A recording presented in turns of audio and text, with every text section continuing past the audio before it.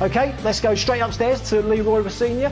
Leroy, who are you looking forward to hearing from today? Well, lots of people, Matt. You talked about partnerships there. My dynamic duo would be you and Andy, Matt. But that isn't the answer. I want to hear from everybody out there. Who are your dynamic duo? Like Arsenal's lack of creativity, looking at David Luiz, is the answer. And a couple of the tricks of the trade I'll be going through as well. So make sure you get in touch using the hashtag PLFans. Brilliant. We'll be up to you very shortly, Leroy. Right, let's get underway. Let's start by talking Arsenal and hear from their manager, Mikel Arteta, talking about that problem in the final third. We have created the situations, but we need to be more consistent for sure in the final third with the end product that we are able to bring into the box, and it's something that we need to improve quickly. We haven't had, since I arrived, any pre-season or anything to have a period of 5-6 weeks to go through a lot of things that, in my opinion, are needed. It's not an excuse. There are other teams in the same position of us. We need to find the solution. We have the players to do that.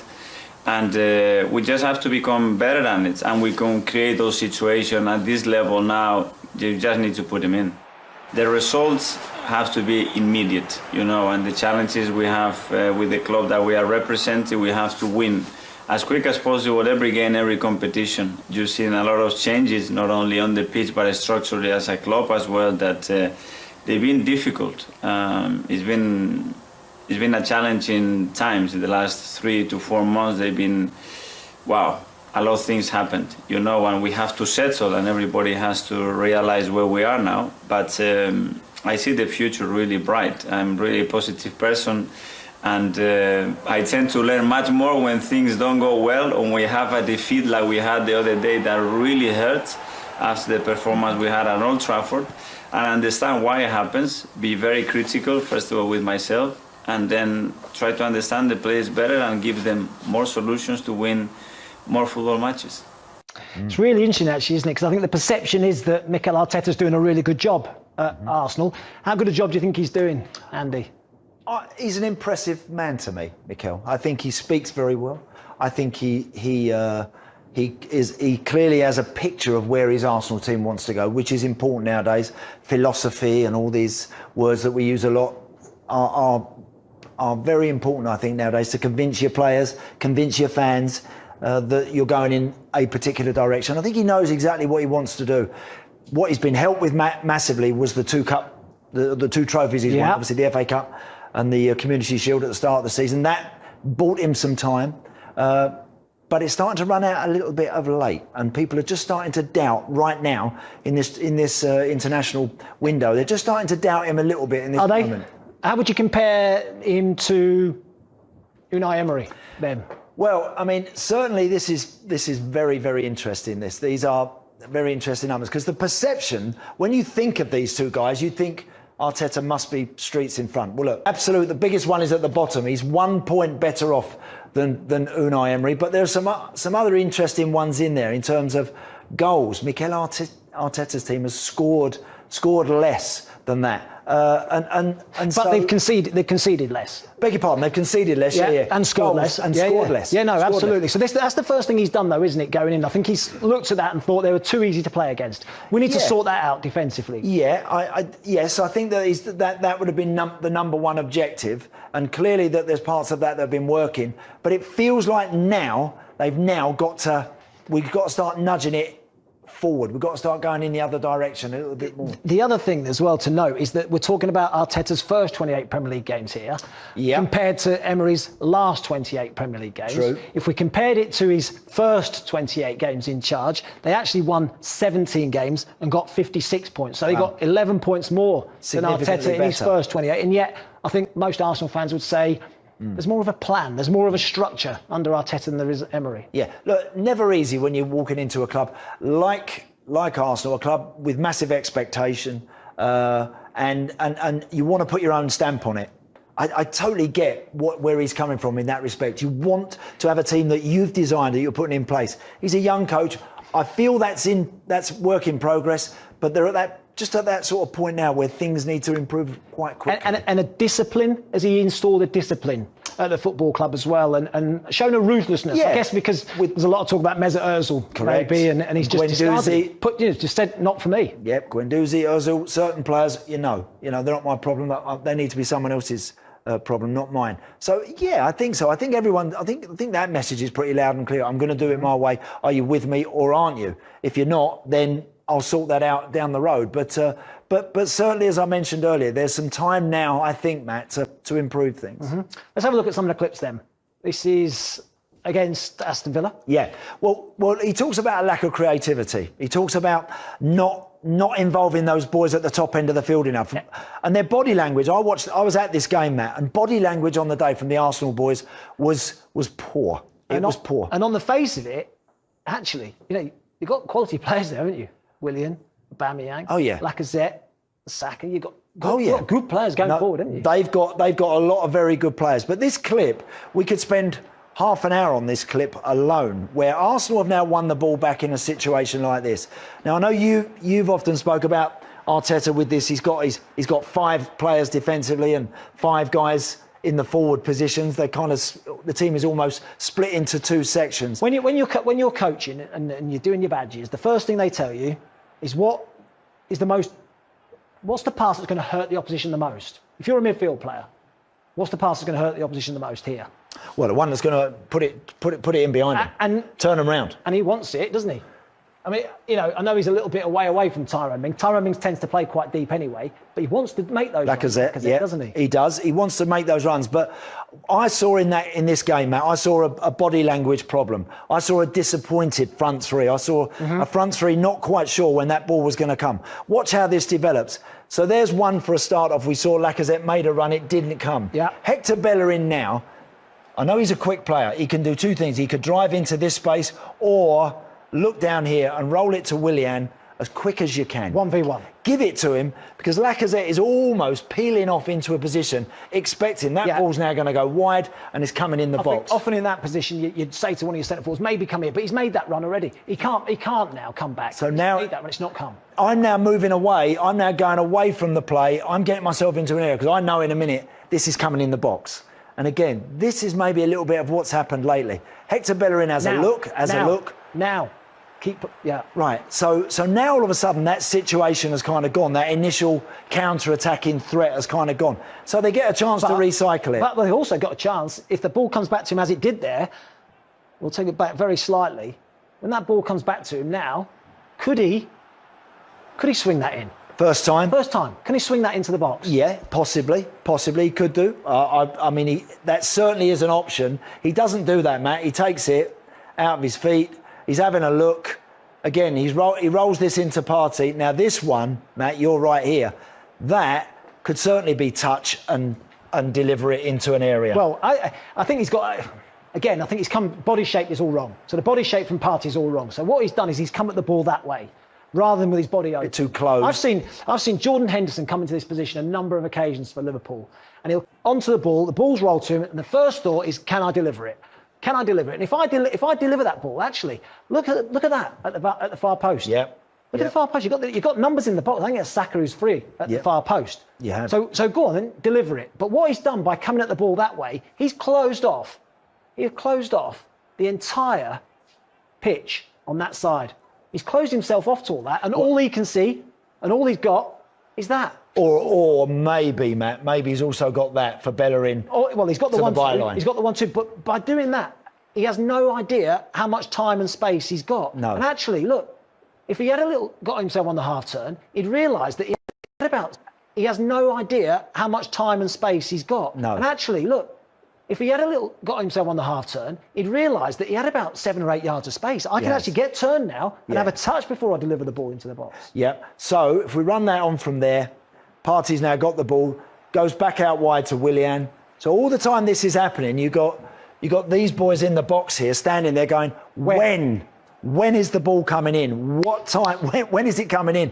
They've already had 2 chances. And I know you're a big fan of Willian, and in the past you'd see him faced up 1v1. Yeah. And how many times do you say, get half a yard and deliver? Yeah. And Willian, and in the past you'd see him faced up 1v1. Yeah. And how many times do you say, get half a yard and deliver? Yeah. Yeah, and Willian does that very well, where he kind of walks it up to people and then very quickly darts towards the byline to then whip something in. He's very, very good at that naturally, but slows it back down, comes back out once more to Partey. It comes back out again. I'm just going to pause it, Andy, and just say, because, again, we talked about the 5 and a 5. So there's his 5 defensive players. Really, they've only got... I mean, yeah. So do they need that? The point you're making is there's no problem with someone throwing it in the box. You haven't got to worry about keeping the ball because you're 2-on-2 at the back. If you lose it, there's no danger. Yeah, there's no danger there, is there? You're 5, and then we talked about the 5 attackers. 1, 2, 3, 4, 5. Yep. There's your 5 attackers. Yep. So it's 5 and 5. That's how he works it. It seems to be anyway with that. So put it in the box. If that's David Luiz in this position Rob Holding is in, I'm telling you now, David Luiz would be looking maybe for something a bit different. We'll come on to David Luiz. Yeah. But again, Rob Holding, he decides... right, so you've talked about the centre-forwards movement and said they're disappointed the ball's not coming. That's not a difficult ball. I mean, he's now turned away from it, but that is not a difficult ball. No. If we're talking about, I don't know, trying to disrupt a backline, you need movement. You need people running in behind. Well, actually, space isn't on behind, because they're quite deep anyway. Quite deep. Where's the space? And we'd see Firmino maybe, for Liverpool, just come in here. Just get in that space. And then all of a sudden, you drag in. Perhaps that defender comes in. Yeah. Look at the space then. He's on his way already, Saka. Yeah. He's making that run. And you talked about David Luiz. He would try that ball. But the problem they've got, Matt, the problem the Arsenal lads have a little bit at the moment is they just don't know when that ball is coming into us. You know, certain clubs have... we know with Liverpool, the minute you get the chance to give it to Mane or Salah, give it to them. Yeah. Give it to them, get round them, or let them get on with it, whatever. These Arsenal boys at the moment are now... They've had 2 or 3 chances. When's it coming in the box? There's now a chance, as you say, for Rob Holding to be brave. But he decides to go square again. Ball goes... Now look where they find themselves. So they had a counter-attack, and they've travelled across the field. They've come back inside. They've gone... And they've ended up back on the halfway line, and that may be one of the reasons why, Matt, we're seeing Arsenal with some average numbers in a lot of areas. Well, and this highlights it when we look at them. Although they're having lots of the ball in their own half, they're not doing a lot with it. No, not turning that into good possession in the final third. No. So the percent of passes ended in the final third. They're 19th in the league. That can't be right. When you've got Lacazette and you've got Aubameyang, you've got Saka, whoever else, Willian, that can't be right. You are starving those guys of service.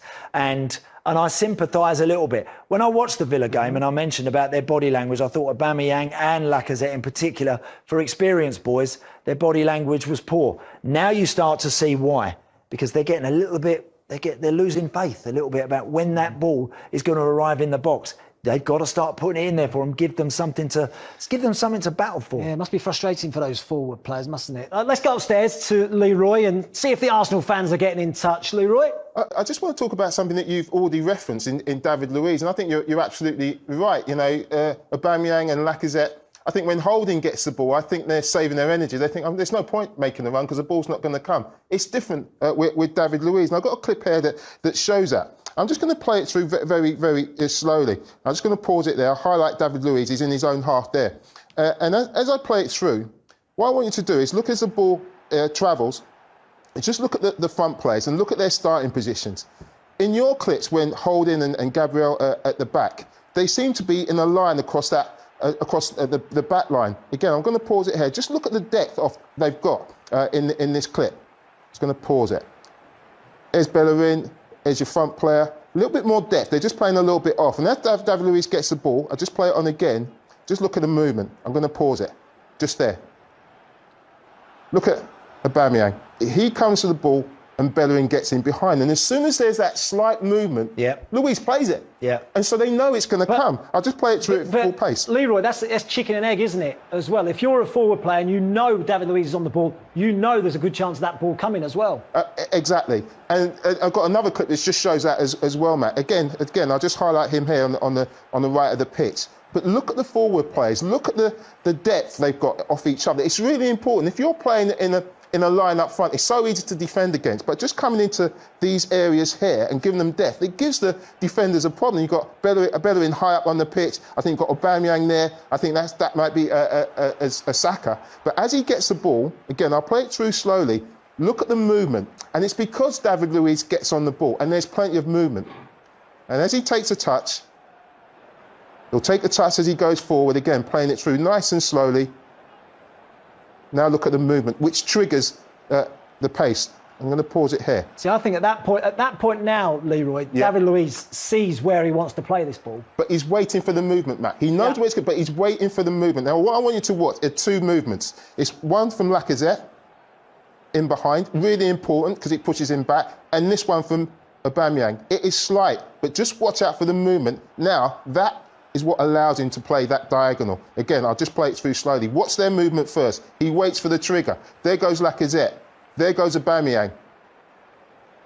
And now the space is there. I'm going to pause it there. Now the space has been created just by that movement because it's tucked the right wing back right in, and now he can get it there, and it causes them a real problem. I'll play it through in real time. He did that. Leroy, he must have done that about 6 times in the first half against Leicester, David Luiz. That same ball time and time again. But you're absolutely right. It's because they know he can deliver it and he's looking for it. Then it's completely different.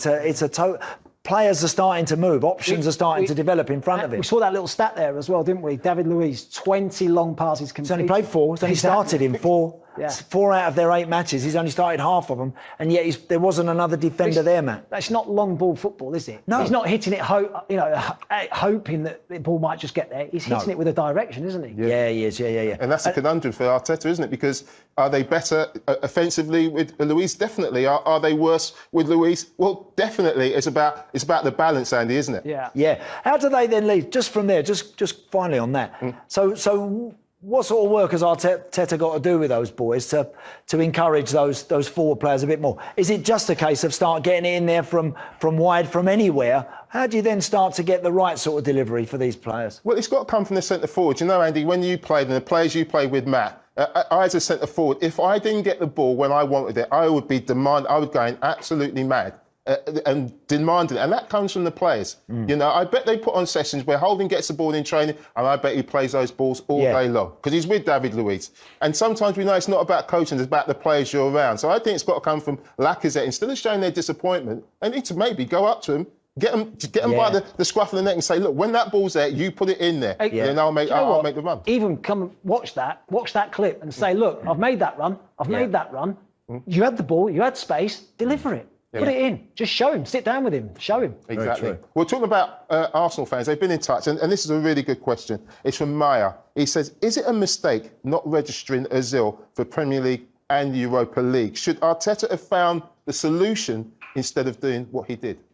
For me, no, Leroy. I think they've made the right call with Mesut Ozil, personally.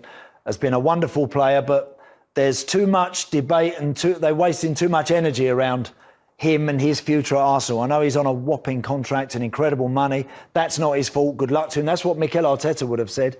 Go and find yourself another club. I think he's moved on from that. And I think it would be a retrospective step now to maybe, Matt, go back to him with an arm around the shoulder and say, I need you. I don't disagree with you because Mikel Arteta is not the only manager who's tried it with Mesut Ozil. He's not the only one who's had problems with Mesut Ozil. I think he's got to that point where they need to move on, Arsenal, without him. Absolutely. Thanks, Leroy. We're back to you very shortly. Interesting as well with Arsenal that Mikel Arteta, we talked about him defensively and how they've gone to a back 3 a lot of the time, haven't they now? Yeah. Interestingly as well, they're playing a fullback in that back 3 in Kieran Tierney. Yeah.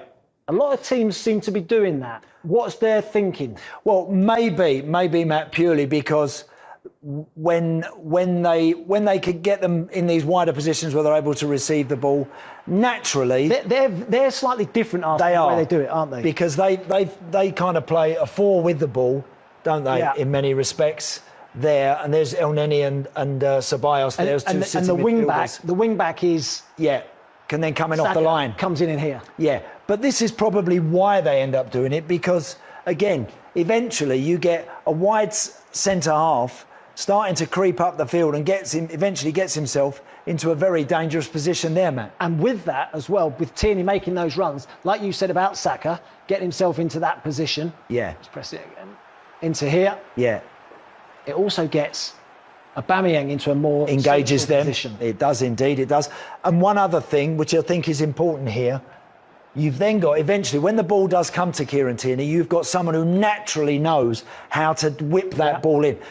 For Sheffield United, that's Chris Basham or John Egan or someone like that. Chris Wilder, O'Connell likes to use his centre halves, but they're not naturally, they haven't got a natural feel for the kind of delivery from that area. Kieran Tierney essentially is a fullback, but he's playing as a wide centre half. Yeah. So once he gets into these areas, he should be able to deliver something into those danger areas.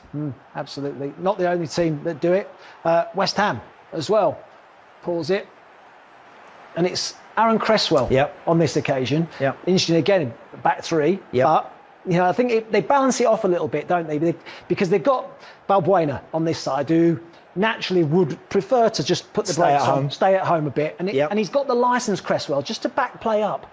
When he gets the chance, can I just squeeze in there when we've got good possession? He's good enough to recognise it when he can go as well, and good on the ball as well. Yeah, indeed. Absolutely right. And again, I think he's at that stage of his career, Aaron Cresswell, where he'll never lose that amazing ability he's got on his left foot. He strikes a ball so beautifully, as you'll see here. He'll never lose that. But pace-wise, it starts to become a little bit of a problem. I think arguably a better player this year because of it. And it's Man City this time, and it's Kyle Walker playing in the back three. Now, we've seen him do it for England, actually, as well. We've seen him doing it for Man City a little bit more as well. What do you make of Kyle Walker playing in that position? Well, again, I've seen him have some very good games, some very, very good games in that position. And the beauty for Kyle Walker, covering the ground is not a problem for him. And he can afford to be in this sort of position, Matt. And if this shot gets blocked and all of a sudden two of these red shirts start to counter, he's got the pace to deal with that and to cope with that. But in this instance, he gets the ball out of his feet and he fires it straight into the back of the net. So you're right, we are seeing these fullbacks that can develop into these wider centre halves on the outside of a main defender. And it can work to really good effect. And actually, these touch map is brilliant. I think it highlights it superbly, doesn't it? This is Arsenal against Villa. This is Tierney against Rob Holding. So the wider centre-backs in the positions where they touch the ball. Holding, naturally, wants to just defend. Correct. He is an out-and-out defender. Let's get it right. Tierney wants to get forward. So whilst, you know, a lot of his play is here, look at that. Look at that in the final third. And how far forward he gets and the balls he delivers into the box because of it. Cresswell, the same for West Ham. This is against Fulham. Balbuena, I said he's naturally, a bit like Holding, wants to put the brakes on. Cresswell wants to get forward. Look at the difference in how many touches they get further up the pitch. Significantly. Really good graphic, that. Really interesting that the way that highlights those players naturally that want to get forward and want to have an effect at the top of the field. Because you mustn't stop Tierney. You mustn't stop Aaron Cresswell from getting themselves into those dangerous areas. You've got to somehow provide them, facilitate them with the freedom to feel like they can go and join in from time to time. That is important that you do that. Do you think it's something we'll see more teams do? I think that certainly I think there's more flexibility in a lot of these teams now than certainly from my era. You know, this would never have happened 20 years ago. Would never have happened. And yet, funnily, we see Sheffield United and the way that they've done it, especially last season, we've seen the two of them in that position like that, haven't we? Yeah. I'll go back on that. When I say it would never have happened, occasionally, whereas we're seeing lots of teams do this now. We're seeing lots of teams play with a greater variety and a greater flexibility within the 11 that they put out there, switching from a 4, moving to a 5. Too risky to play two fullbacks either side of a central defender? Only that their natural tendency will be to see the open field in front of them and move into that. And then you've got to be a little bit careful. You just mentioned Balbuena here. We can see him. Look, whilst Cresswell's doing what he's doing, he's making sure that he's always able to get on the cover this side. So you've got to be a little bit careful. If you've got two like this, I mean, Liverpool have. Liverpool have like that in a 4. Yeah. But they have that because they've got 3 real solid ones, if not or 2 in there. Yeah. You know, which most teams don't have. But But I like these, and I think it shows that teams are now starting to kind of develop with the formation that they have. And just because you're initially in this position as a left-sided central defender doesn't stop you getting there if you want to. Do you think teams saw what Sheffield United did last year and thought, maybe that's something that we can look at and we can perhaps learn from? I think there have been a few teams that will have learned from Chris Wilder, definitely, and the way that they did it and how clever they were with how they got there. But no, it's good, and it's something for everybody watching to keep an eye on, because it's a different kind of facet now to the game that we're seeing. Absolutely. Right, let's go back upstairs with Leroy Senior, who's been getting in touch. Leroy? Arsenal fans, not happy. Not happy. They're never happy with you. But it's not me, it's you, Matt. I got another one from Maya. He said, my dynamic duo would be Thomas Partey and Mesut Ozil, but I can see, he said, I can't see them playing together. Well, obviously, because he's not in the squad. And Ola Lacken says, Arsenal are lacking creativity is it because they lack creative players, intelligent players that get into pocket? Is it a lack of creativity, boys? Well, Dani Ceballos is a creative player. I don't think Mikel Arteta will be wanting to put the shackles on Bukayo Saka or anyone like that. I think they've got some, Leroy. I think they do have. But it's having the confidence when you get in those areas to do it. Have we seen Arsenal's best front three, do you think, in action? Is Aubameyang better through the middle? Could he play Saka? Aubameyang, we haven't seen much of Pepe. No. Would that be something that it might be worth trying? Maybe. Certainly. I think in recent weeks, from what I've watched of Arsenal, I'd like to see Aubameyang play infield 10 yards. I mean, with some of those stats we saw earlier, I bet you I'd like to see the numbers on Aubameyang crossing the ball for others when he'd like to be on the end of a few crosses himself. I don't think that balance is quite right, Matt. I don't. I'd like to see him playing, because I think he finishes better than any of them. Yeah. He's the best finisher at his club. And yet half the time he's holding a wide position. He's got Tierney going round him. He's rolling it to him, and then he can't get in the box. Yeah. Can't get there. Yeah. You've got to get him